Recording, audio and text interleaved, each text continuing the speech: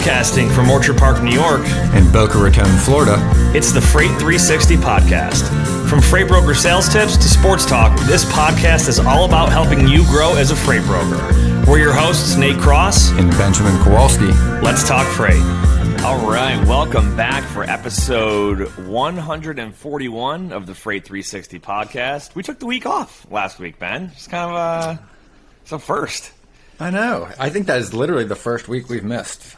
Since we started this. I was on the road for the Army. I know you were under the weather, and you know what though? We did a throwback episode of how to find shippers. It's like one of the most commonly requested topics. But today we're gonna talk sales again. We're gonna expand on what we did a few weeks ago when we talked about your pipeline. We're gonna talk about managing your pipeline today, and I think it's a really important topic because a lot of folks, when they get into brokerage, one of the biggest things they run into is getting customers and getting business. So we're going to talk through that. But first, welcome back. We're glad you're with us. Make sure to share us with all of your friends out there. Our Facebook group's up to like 40,000, I think, at this point, just under 40,000. Getting some garbage in there. We got to try and keep it cleaned up. But a lot of good content and people networking in there. And keep the questions coming. We're always happy to answer anything that comes through. So, I'm in South Carolina this week, so another change of scenery here, and it's warmer than Buffalo's been, but it's good. So, how close to the beach are you? What's that? You guys pretty close to the ocean?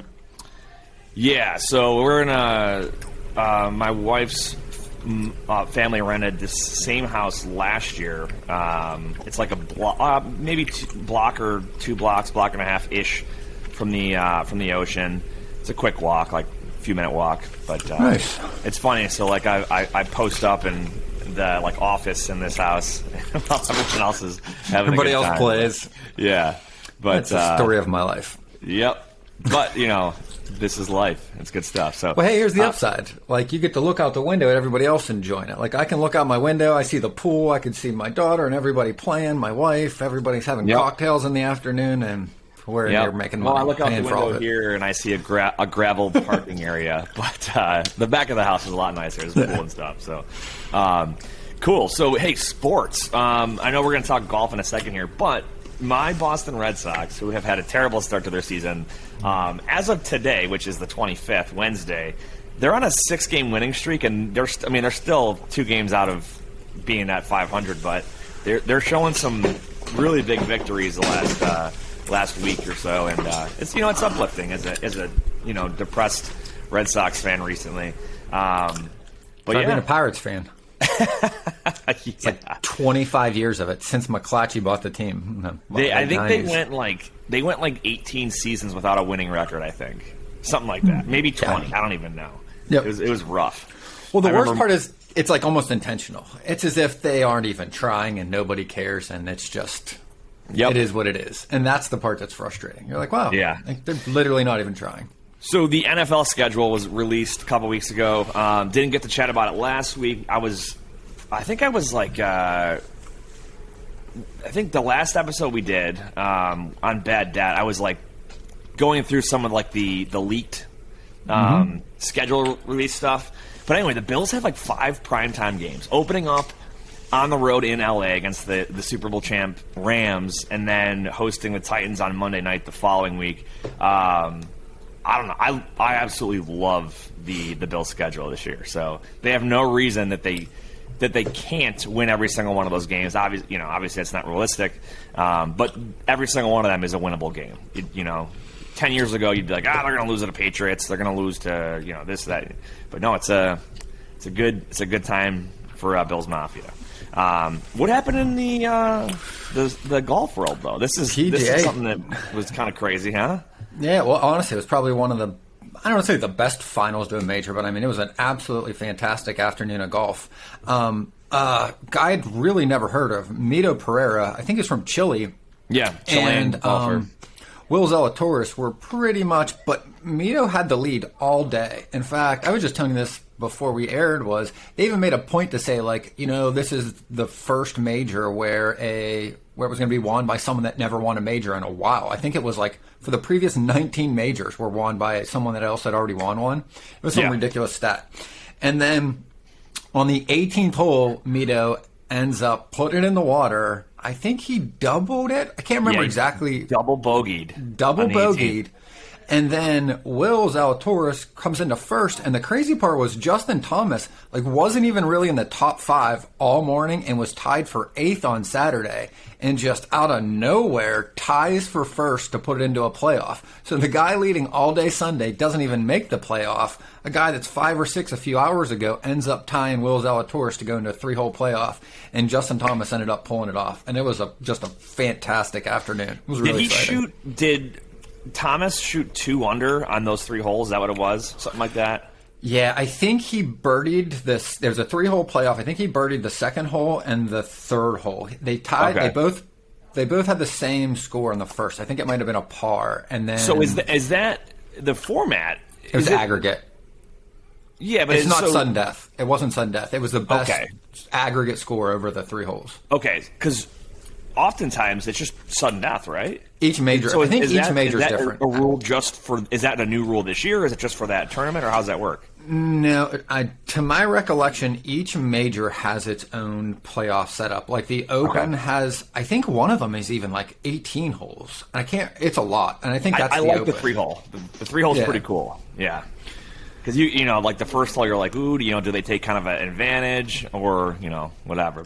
And you can play some strategy in 3-hole too, right? It's not just sudden death. You can't make a mistake. It's if you've got a strength and you're going to play these 3 holes and you got a likelihood on the 2nd, the 3rd to shoot a birdie, play conservative your first hole. And anyway, it was really interesting. Great afternoon of golf to watch. Nice, love to see it. Hey, let's give a shout out to our friends over at DAT, and then we're going to get into managing your pipeline. Taking the guesswork out of freight with DAT. The DAT Load Board Network is the largest on-demand freight marketplace in North America, connecting freight brokers with available capacity on any lane. Grow your business with tools that allow you to find new business partners, and you can quickly qualify and onboard new carriers. And with the industry's leading freight rate data, you can make clear and confident pricing decisions. Check out the show notes for a free month of Power, Express, or Trucker's Edge. That also includes additional licenses. So even if you have a license and you're adding to it, use that link to add another one. Help support us over at Freight 360. And you get a free month. So, good stuff. All right. Win. Managing the pipeline. We talked about what is a pipeline and a sales funnel and all that a couple of weeks ago. And I think this is really important to dive into how to manage it because, your sales pipeline, the quality of it's only as good as what you do with it, right? So if you don't have a pipeline, obviously that's not going to do you any good. But let's say you've got 200 leads, 300 leads in your pipeline. Well, you have to effectively manage them. Otherwise, it's not going to result in anything beneficial for you on the other side, right? You can put all these leads in the top of your funnel or into your pipeline, but nothing good comes out the other end if you don't properly progress these folks through your pipeline. And this we're gonna talk through qualifying a lead and how do you manage the follow-up process? What is the quality of this lead? And we can't really prescribe a black and white method for this because so much of it is subjective in my opinion, and a lot of it comes down to your level of experience. And really, like I said this off air before, you get a gut feeling when you get off of a call, and that based on how long you've been doing this and been in this business, you'll get a sense of, was that call really good, or are we still a little unsure about if this prospect's going to go anywhere? Because you have to determine at some point how much time are you going to spend on certain prospects, and are there some prospects that you're just going to recycle and maybe check back 6 months down the road, right? I think oftentimes new brokers, they will have their list and they will just, I'm gonna call every single one of them every few days, and that's not the best way to do it. You can unqualify somebody on the first call, right? Yes. I mean, and you shouldn't be calling them 3 days later to see if it's changed. So, but again, a lot of that comes with repetition and just it's exposure to the industry and just a lot of experience doing it. So. And I think here's some things I'd like to add or define, right? Sales pipeline, sales funnel.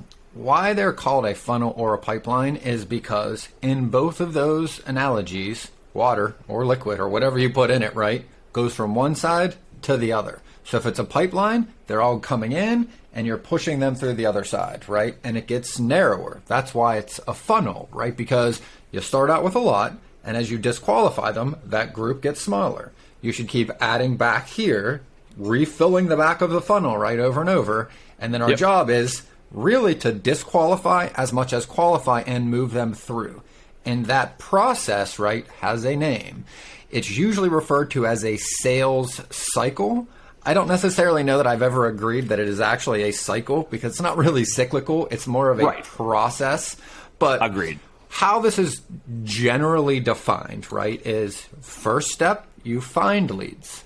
Second step, connect with the leads, contact them, email, phone calls, in person. Third step is to qualify. Now, some of these happen in the same steps. Like you can connect and qualify to your point in one phone call. I can connect with them, find out whether or not, like my benchmarks, if you're one person and a small shipper, if you're not shipping 20 full truckloads a week, then you're probably not going to need a broker. Like that's just a rule of thumb I've always used. So there's your qualifying. Next step, we have presentation or needs analysis. I don't feel like you should ever be presenting yourself before you found a need. And I think that's one big caveat. If you look any of these up online, step 4 is usually a presentation. Yep. In sales. And that involves a lot of questions and a lot of listening. And that's the whole point, right? We put a ton of questions. They're on our website. They're in our course. And we put videos on them. Really, presentation isn't you presenting anything. It's you asking questions to establish whether or not they need what you're going to offer them. Because if you haven't found a need, all you're doing is just basically bragging about yourself, which doesn't help anybody get anywhere. So if you haven't found a need, don't ever present, right? Step 4. Step 5. And let me stop you right there. Mm-hmm. I think that is a often one of the hiccups or the hurdles, or I guess the roadblocks that a lot of young people in sales. I don't mean young by age. I mean newer to the industry, right? Or just sales in general. This business that they run into, where they go through this pitch, like they create this elevator pitch or this sales script, and they just start puking it out, right? Puking words out, and it's just like we've all heard a new sales rep or a new broker near us, and they're giving their pitch, and you're just like, oh my gosh, what are they doing? Our company was founded in 1978, and we were founded by 3 brothers, and it's like no one cares. It's like a Wikipedia article. But realistically, that is often what happens, and it's okay when you're new to go through doing the wrong thing, as long as you can learn from it and kind of remold and reshape that presentation, I guess, if you want to call it that. So. And here's the thing, right? Like, think about anything you've ever bought from another human being. If they haven't asked you enough questions to find out what you're there to purchase in the first place, like, do you ever feel comfortable, like, even listening to somebody? Like, if you just sat down anywhere, a car dealership, an insurance agent's office, anytime you buy anything from another person, right? Traditional sales, somebody just starts telling you what you want, right? How do you feel about that? Does that make you want to talk to them more? Or does that make you feel like kind of disgusting and want to leave, like sleazy? Exactly. Like, how do you know what I want? You don't know what I'm here for. You didn't ask me anything. So I remember, so I worked at Best Buy when I was in college, right? It's, in my opinion, really great way to learn sales is to work retail at some point if you're new. But I quickly learned, I sold a lot of computers for a while, and I quickly learned that if you didn't ask the right questions, you're just trying to shove a product down somebody's throat that you have no idea if they're going to actually need. And oftentimes, those are the people that are like, that just walk away from you. Or, hey, I got to go to the bathroom. I'll talk to you. I'll come back to you later. Or, hey, my wife's calling me, or whatever, right? But asking the right questions, like, hey, what are you going to use this for? Or, you have to figure out what their need is, right? Someone that does video editing does not need the same kind of computer that someone who just needs to do it, do word processing for college and write papers or check their email. So, and the same thing goes with freight, right? Someone that ships, like you said, maybe 1-2 shipments a week versus 20 a week, or is it full truckload versus all they're doing is a couple pallets in the LTL world, or maybe they have a very niche type of business, like oversized, overdimensional, overweight, hazmat, drayage, you name it, right? Multi-pick, multi-stop kind of loads there. Very different needs, and your brokerage may or may not be a good fit or have the tools in place, or you might not have the experience to effectively help them out, right?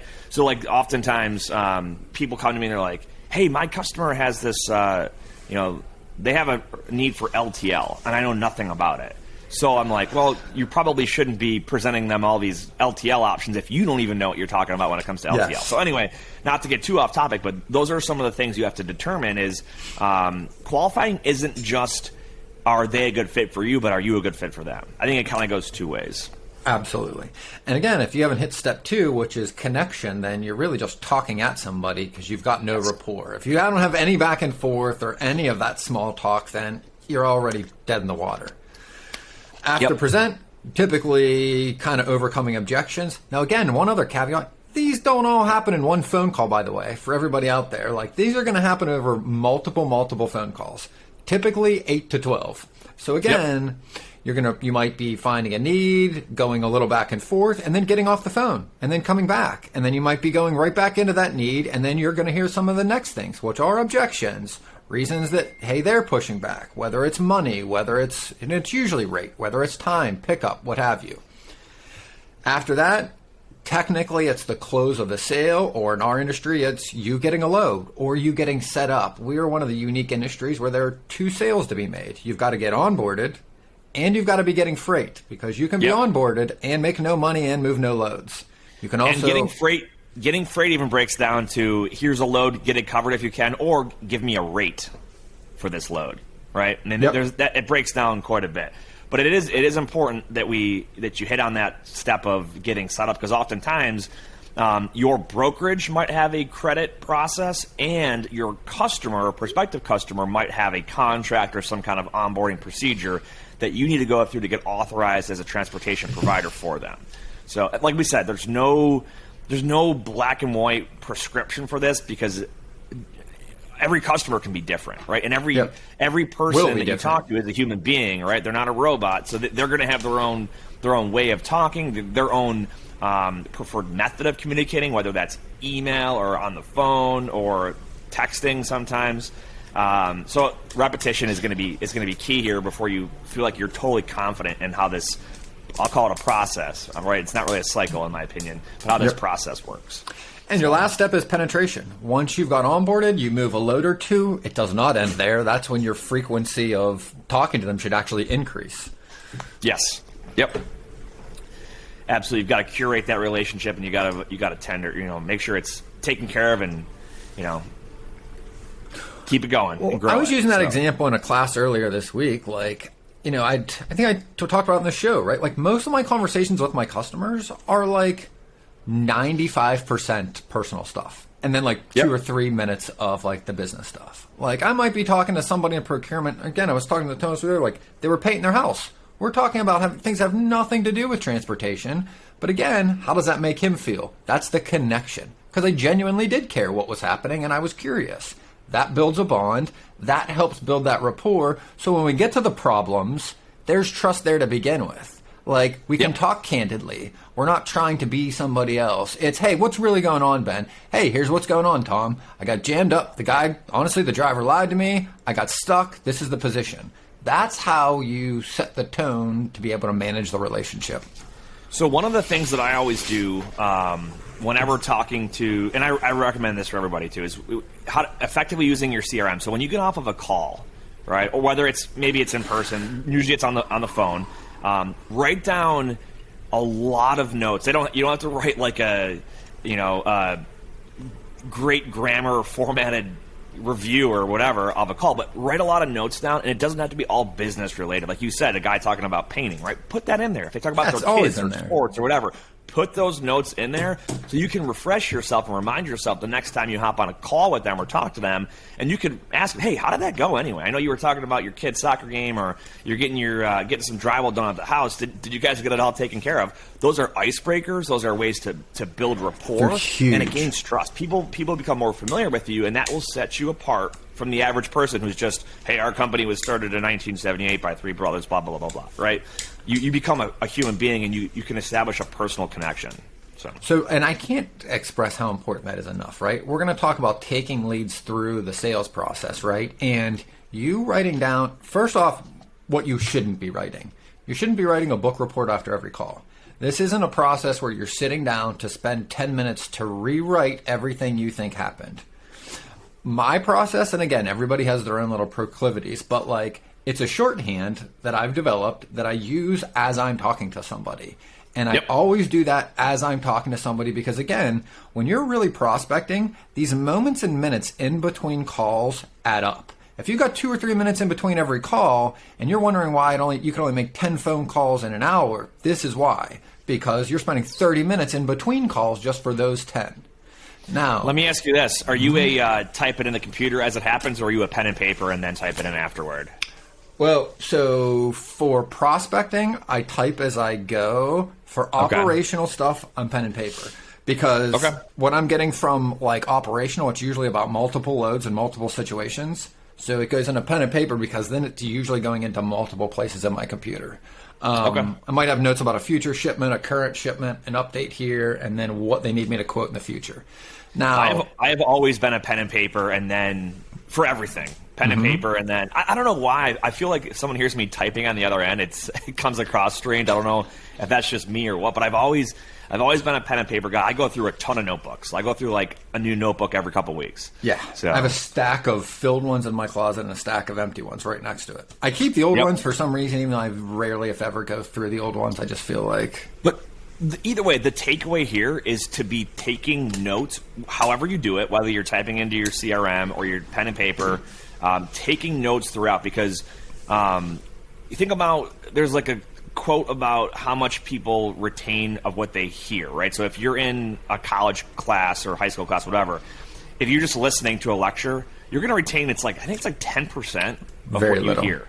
Yes. That's why you're supposed to be taking notes, so you can go back, oh yeah, we talked about this and this, and exactly. So definitely be documenting your calls. Well, anyway, it goes right back to that quote we were talking about before, right before the episode. Tell me and I forget. Proverb guy.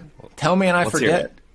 Teach me and I remember. Involve me and I learn. Right? You tell somebody something, it doesn't get you anywhere. But yet we do that all the time. I'm guilty of it, and I catch myself doing it all the time. It's the same thing. What's going to happen in a prospecting call? Back to one last thing on the note side to point out. You should realize that like you're not writing these for other people to read. These aren't outgoing emails.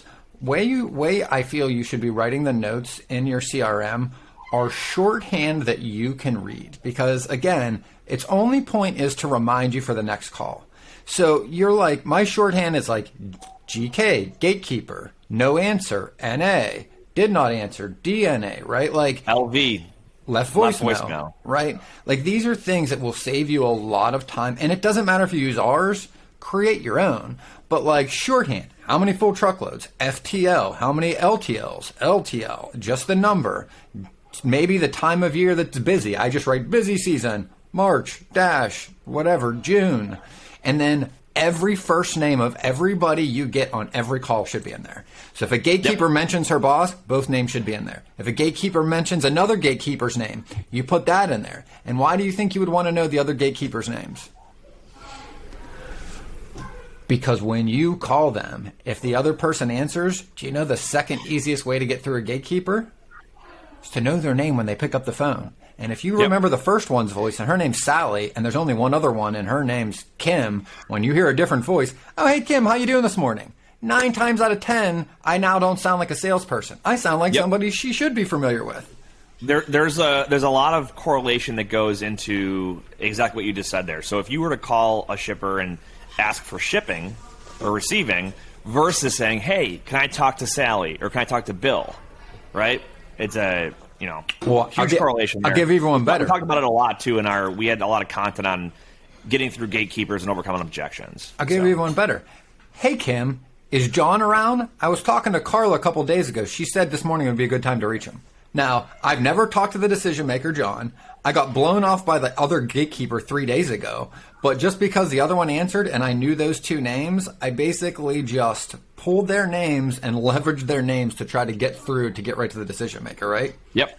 Might not have gotten anywhere in the first call. All I had were those two names, and those are extremely valuable going forward. Yep.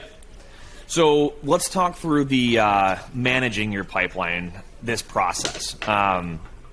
So you have your those steps pulled up still. I know you probably pulled it from some. I got them. Some website there. And again, the steps you gave, depending on where you see it, there's different like branded sales processes or cycles, depending on what people call them.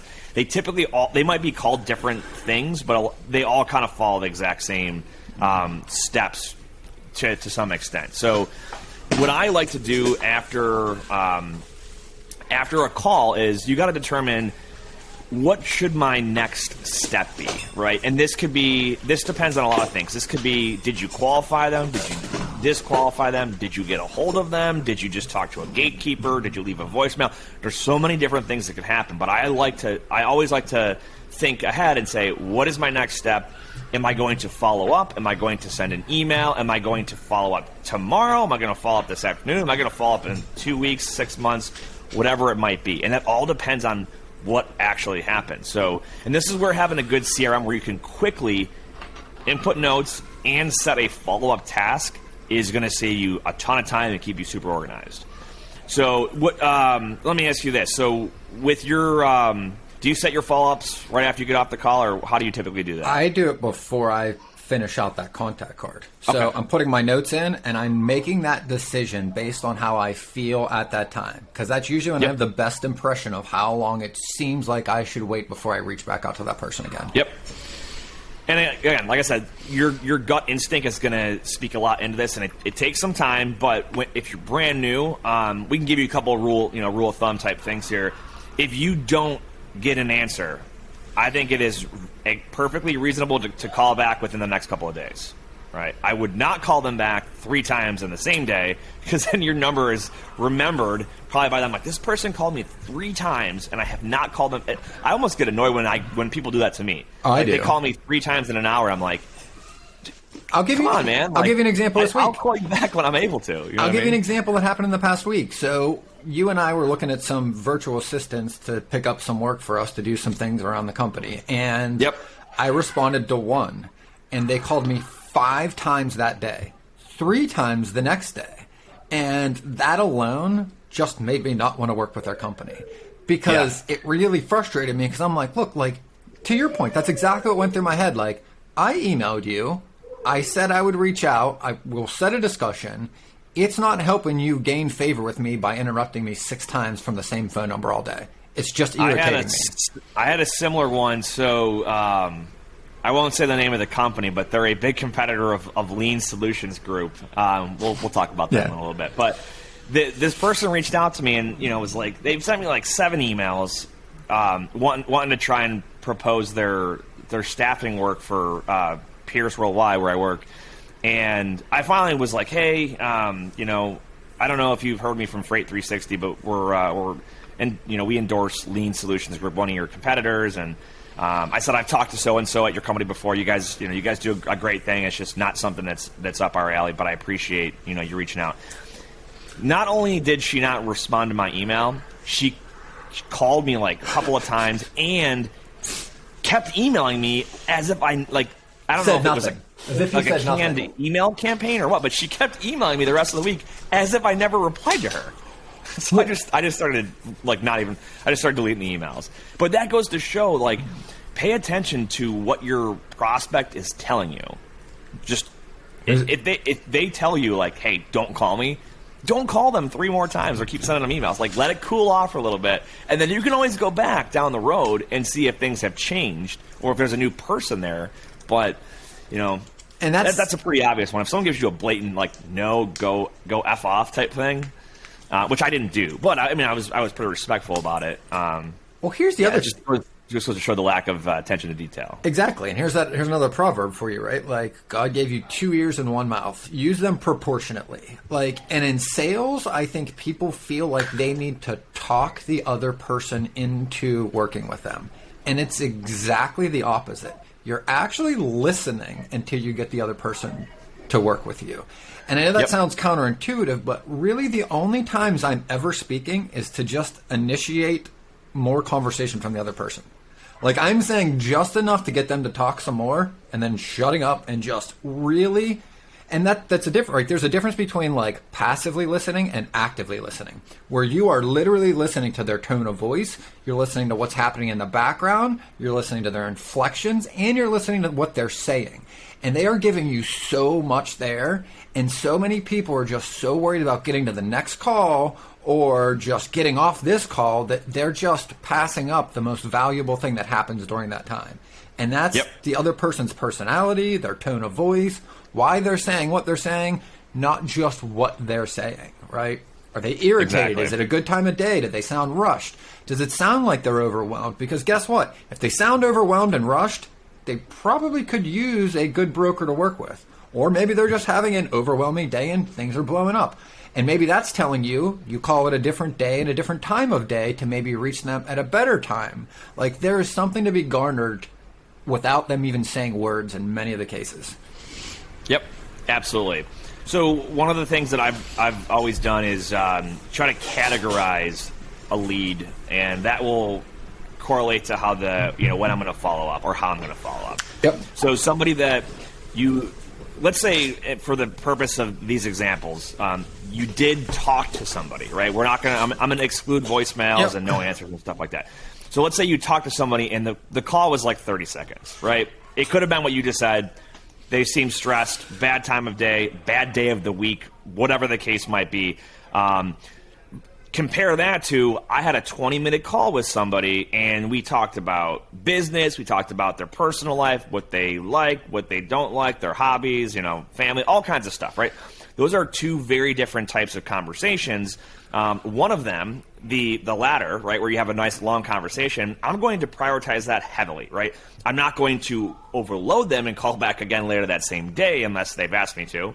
But I am going to follow up with them in a fairly quick manner. So probably that same week. It could be the next day. It could be in a couple of days. It all depends on the context of that conversation.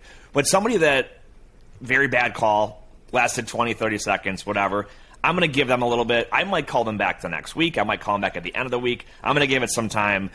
You might talk to somebody that you've kind of disqualified, or you're not totally sure if you're a good fit. Those ones, I might wait a couple of weeks, right? So I used to call them like follow-up 1, follow-up 2, follow-up 3, 1 being like the highest priority, and then the further you go down the numbers, like 3 was pretty low priority. And then you might have someone that you talk to and you pretty much have disqualified them, and you're going to do what I would call recycle that lead, which means you're not getting rid of it. You're not going to delete that lead, but maybe that's a 3-month follow-up. Or it could be a 6-month follow-up. You might talk to a customer that does seasonal shipping, and there's no benefit to calling them next week because nothing's going to change, right? But if I know their busy season starts in September, I'm going to probably get in touch with them in June or July, right? A couple months before their busy season starts, plant the seeds there. So I like to categorize those as a type of follow-up based on what happened. And then in addition, if you have a good hot lead, I try to roughly schedule that follow-up on the phone with them before I hang up. And that could be, hey, so let's say it's Wednesday, right? Okay, great. So you guys have some loads coming up for Monday. Can I give you a shout, let's say Thursday or Friday, and take a look at what you guys have solidified for your customers and see what we can do for you. Get that locked down while you're on the phone so they're not just randomly side-blinded by a call from you that they may not answer. So I think that's all pretty much in line with what I do. If I'm having a long enough or a good conversation, somewhere in there, I am going to find something in the future that is going to give me my follow-up reason. Whether it's a shipment, a load, something happening in that person's life, something that's coming up, a project, anything that gives me a reason to follow up. And I'm probably going to say, hey, you said that's going to be coming in Friday. Maybe I'll give you a buzz around there and see how that's going. Now, The only thing, I won't really add much more on that, but I will add some things to the ones that go sideways. Like maybe I call and somebody's super flustered, frantic, and dropping F-bombs. Not at me, but just you could hear that's the situation over there. I'm going to guess you're going to go with a pattern interrupt, but let's hear it. No, I'm actually going to get out of the call, but I'm going to call back like 3 days later, and I'm going to call back like very empathetic. Hey, Nate, how's everything going over there? And you're going to go, what? Who is this? Nate, I was catching up with you Tuesday morning. It was definitely seemed like you were having some issues over there. How's everything going over there? You having a rough morning? Did today get any better? And usually, not always, but I'd say 60% of the time, I can get somebody to tell me about what happened that was bad because they just want to share it. They just want to get that off their chest. They don't really usually get an opportunity. They're like, yeah, you know what? It was just a shit show or whatever. I had 3 trucks not show up. My boss is screaming at me. It was just one of those days. Now I can grab that as my connection and then take that into a conversation. So something I want to hit on there is, and you kind of alluded to it, is you said have a reason to call. There's I forget who it was. Somebody told me in the past, like, touching base is only for baseball and softball. It should not be for sales and for following up, right? You shouldn't call someone and say, hey, I just wanted to touch base. It's the worst. Think how you feel when somebody calls you. It irritates the shit out of me. It's like a placeholder, like, okay. Well, you don't have anything better to do? What's that? It's like, you don't have anything better to do? Like, what also are you, like, what kind of, like, you're just sitting around checking in on people? Like... Exactly. So having an actual reason to call somebody is crucial. And you might ask yourself, like, well, I don't really know what reason I might have. This could be industry news that may be relevant to them. It could be something from another call that you were on, and you're like, hey, I was just talking to so-and-so over at this company, and they've been running into this issue. Are you guys seeing the same thing over at your shop? But having some kind of reason. But if you can have something concrete from your last conversation, like you just said, those are great ways to have a purpose for your call. And it shows that you're not just, quote unquote, touching base, right? You actually have a reason for why you're calling them. So it gives you relevance. And here's the thing. We used to do this, and this wasn't, I can't remember what comments I remember, but I'm not going to say it out loud. But what we used to do in the morning was we would go as a team and we'd go, who has big sales calls today? Like, who has some calls lined up that you're expecting to, like, make some progress on, right? Maybe not necessarily close business, but, like, what do you got important on your agenda today? And as a group of a handful of us or 10 of us, we would all throw out, like, the big calls we had. And we would brainstorm things that you could use as the reason you were talking about, whether it was industry, weather, something happened, a truck breaking down in their area, literally anything we could come up with. And we would do that for each one of our calls so that we could come up with some good reason, because it's the most ineffective thing you can do. And if you just spend 5 or 10 minutes just on your big calls, not every call, coming up with something or having some ammunition, it's going to go so much farther. And this is why we always say you should group your prospects together when you're going to be calling them. This is why I'm calling people that ship the same commodity in the same day or in the same afternoon, because to your point, I'm going to end up with that information. If the guy Jim at Acme Steel couldn't get 4 trucks loaded today because it's super tight out there because a thunderstorm came through last night, guess what I'm going to be using on every other call in that neck of the woods that day? Hey, you guys, how was your capacity this morning? I know a big storm rolled through. In fact, if a big storm comes through, I will then go in my prospecting and pull every prospect that is close to that storm or zip code, and I will call them that day because I finally have something to talk to them about. Even the deader leads, like the ones that are priority 3 and 4, because that's the hardest thing to come up with, is to have something to talk about. Yeah. So. Snowstorms in the Northeast, I have found, is big. So New York will often do this thing where if there's high winds from a snowstorm or whatnot, they will ban empty tractor trailers from the major highway system. So for that reason, that's going to cause a short-term hiccup, but still a hiccup in capacity in that exact area. So it's kind of like ambulance chasing. I know you've called it that before. This could be for hurricanes. This could be for snowstorms. It could be tornadoes. I mean, a whole bunch of stuff. But yes, 100%. And hey, maybe you don't have the solution or the answer for these people. You can't get them a truck because you can't just snap your fingers and make it all go away. But you have a reason to talk to them, and you can establish some rapport and get your foot in the door and have that first or maybe second conversation. So yeah, weather's huge. The fires in California, I've used a lot prospecting through California. How are they affecting you guys? And that's mostly why I started watching the news again later in life, was that's where I could find those things. Yep. Bunch of tornadoes coming through Texas, going all the way up through the middle of the country. You just have like a swath of the country that you can prospect for the next 2 or 3 days as that storm goes through. And you have something to talk about with every one of them because they've all experienced it. Whether their power went out, whether they didn't go to work that morning, and they are genuinely going to be interested to share that experience with you, which is how we connect as human beings. That's all connecting is. Exactly. So one last thing I want to hit on here before we move on to the Q&A section is, when you're moving a prospect through your pipeline, you're going to see, if you're doing it properly, you're going to have a series of emails and notes and tasks in your CRM. Depending on which one you use, it's going to maybe look different, but you should be able to quickly pull up that CRM record or however you have it set in your system and do a quick unload or refresh on what it is. Okay, yep, I talked to them 3 times in the last month. Here's what was going on. Boom, ready to go. So that's the importance of taking notes and tracking your emails, logging your calls, all that stuff. And if you can, and some companies do this and others don't, maybe you want to re-listen to one of your calls. So if your CRM includes call recordings and there's something very important on one of these calls, mark down like a timestamp. Like, hey, it's 17 minutes in this call or 3 minutes into this call. Boom, I want to go back and listen to that for just really quick and remember what was going on.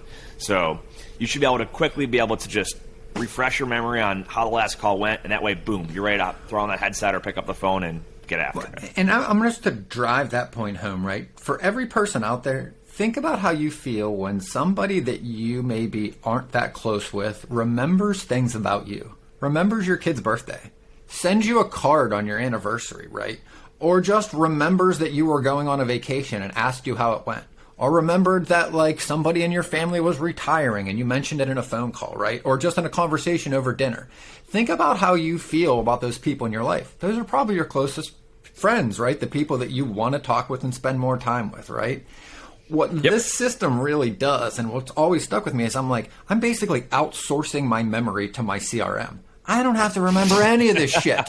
But guess what? Every single time I get on a call, I sound like the most thoughtful, considerate human being, and I am full honesty. Like, I'm not that kind of person. You can't remember everything you're ever told in day-to-day life. But in this setting in business, that's why all of these things are so important. And that's also why, later, once they become customers, sending handwritten notes when these dates and things come up, that's how you really differentiate yourself from the other brokers. And that's how you end up with customers that stick with you for a decade, 5 years, that aren't turning you over every time the rates turn over. That's how you really build a foothold in this industry and get customers for life, or as long as you're ever going to be able to. Yeah, remember that people do business with people that they know, like, and trust. And we have hit on all 3 of those through our discussion on this today. Is they're going to know you by the more times that they talk to you. They're going to trust you by you bringing relevance and not just calling to touch base, right? And they're going to like you by having a personal connection with you with exactly what you just said. You bring up something that a normal business person or the average business person may not remember or bring up in a conversation. So there's your little tips to success today. So we got 2 questions today, but first I want to give a shout out to our friends over at Lean Solutions Group. I know I brought them up earlier. They've got a great nearshore staffing model with offices down in South America and Colombia. So if you're trying to put bodies in seats, if you're trying to fill a role for an account manager or operations, track and trace, back office, whatever the case may be, they put them through a very in-depth training. And you can go through a hiring process, pick the best fit or best candidate for your organization. Maybe you just need 1, maybe you need 2 or 3. And all you got to do then is show them the way that your TMS works and what you want them to do specifically, and boom, you're up and running. The labor market is extremely tight right now in the U.S. I think they said about half of the working population has taken a new job in the last 2 years or something, maybe 60%, or it was a lot, right? Yeah. So there's your nearshore staffing model there. So check them out at leangroup.com and let them know your friends over at Freight 360 sent you there. So Okay, and hey, we're going to be having Trey, and we're going to be doing an episode with Lean, I think 2 weeks. in 2 weeks. Yep. So stay tuned for that one. All right, today's first question is, what tech tools do I need for my brokerage?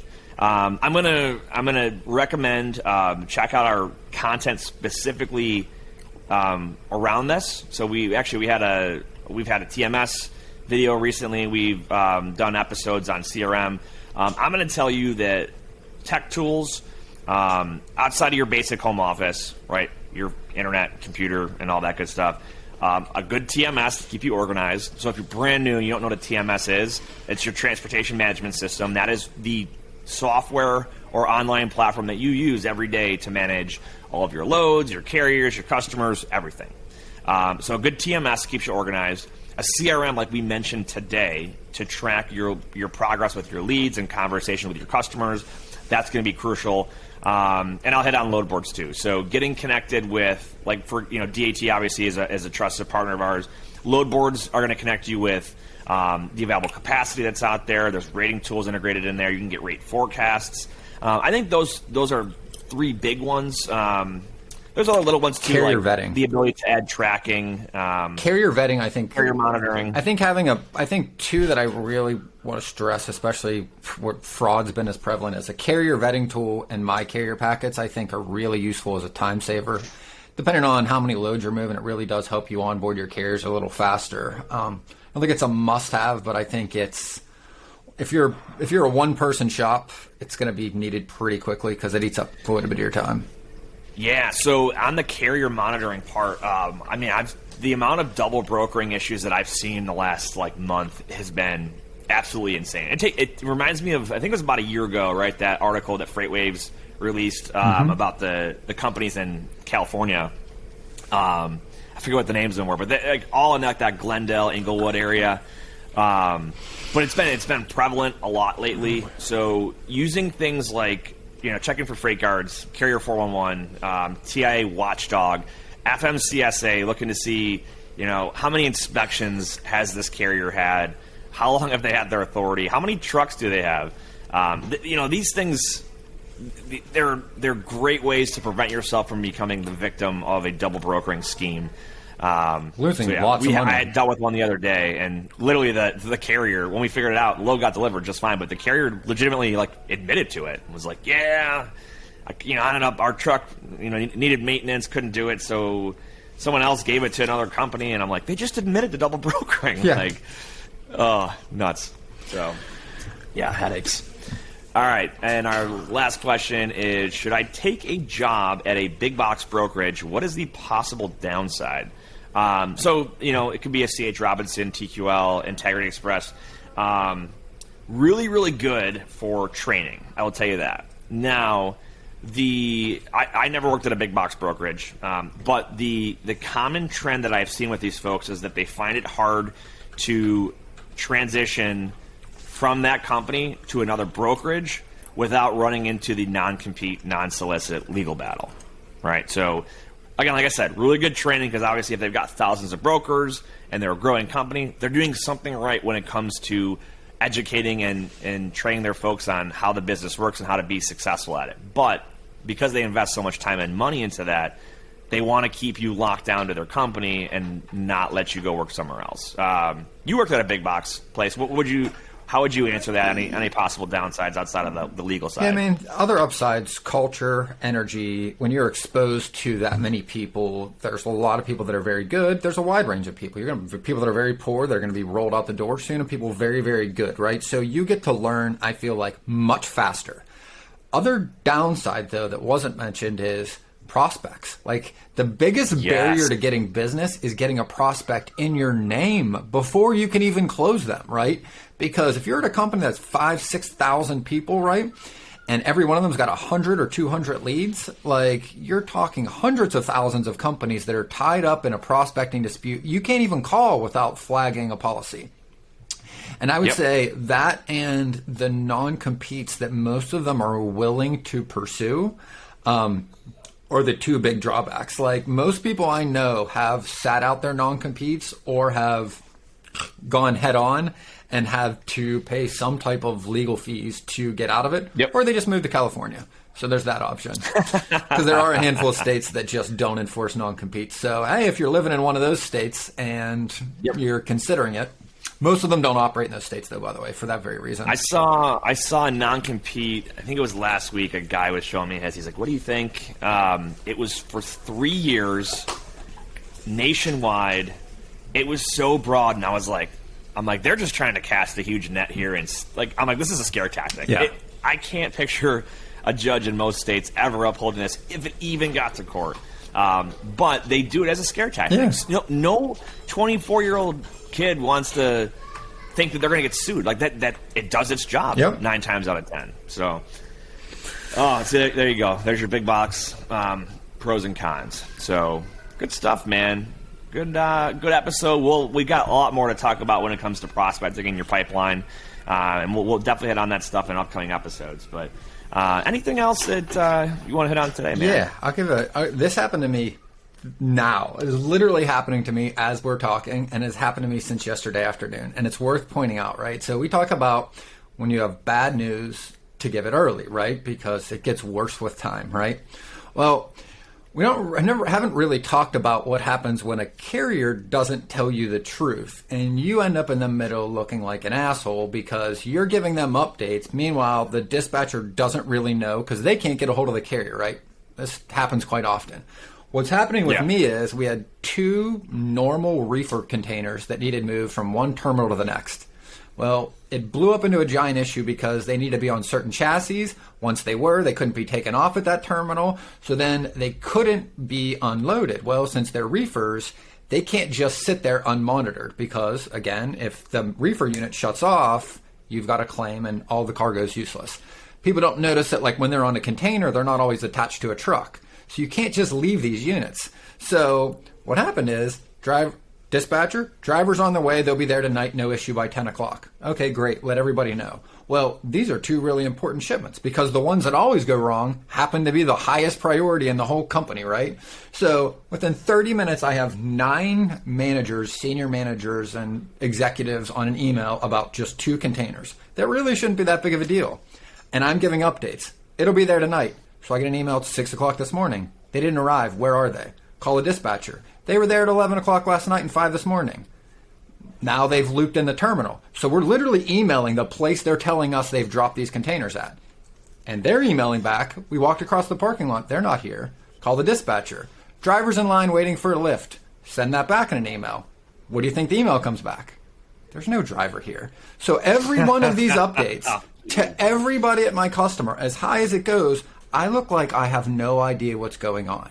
Now, what's worth pointing out is what I've done earlier in my career and what most people do. What do most people do in this situation when they call a dispatcher back? They get pissed off. Start screaming. And they back them into a corner. Yeah. Right. And then what happens is you went from having poor communication to no communication. The situation gets worse with your customer, and you now don't have the ability to fix it, right? And why it's worth... You look like an incompetent problem solver at this point. So now what I did and went back actually right before we recorded this was just had the come to Jesus phone call with the dispatcher. Like, look, I genuinely don't care where he is. I just care that you tell me where he is so I can stop sending updates that make me look like I don't know what I'm doing. Because... and it's another example of most people create their own problems in life. I had to call that dispatcher 6 times this morning. I would have only had to call him once if he would have told me the truth at 6:30 and said, the guy won't be there until noon today. Fine. It doesn't need to be delivered this morning. It just needed there by the end of the day. But when they feel pressure to give you an answer that'll make you go away. So then you end up with an answer that isn't true and then create a whole snowball of issues, right? When the reality is the best way to deal with these things is to go right at them and to do it in a way that is like inclusive. Hey, we're in this together. What do we know? What do we don't know? Have you reached the driver yet? And what I found out was he hadn't spoken to the driver, and that was the whole problem. And he just felt bad. So he's trying to make me feel better, but it's making it all get worse, right? So why I thought it was really worth pointing out is like these are the things that are worth, and I know because Like, literally, I was so frustrated. I was so frustrated and so angry that I was going to go to the gym and go ride the stationary bike for 20 minutes to just calm down. Like, it was like 14 hours of me just looking like an idiot. And I'm like, yep. But again, when you calm down and you take a deep breath, walk away from your desk, come back, usually come back clear-headed with a better answer. And I thought it was just a real-world experience that was worth pointing out. That's good. That's good. Good stuff. All right, man. Well, any final thoughts here? Whether you believe you can or believe you can't, you're right. And until next time, go Bills. That wraps up this episode of Freight 360. Check out the show notes for links to anything that we've referenced on this episode. And make sure to visit us online at freight360.net to see our entire library of episodes, videos, blogs, and more. And make sure to check us out on Facebook and subscribe to our YouTube channel for daily and weekly tips and content. And if you'd like your question answered on the show, fill out the Contact Us form on our site, and we'll see you next week.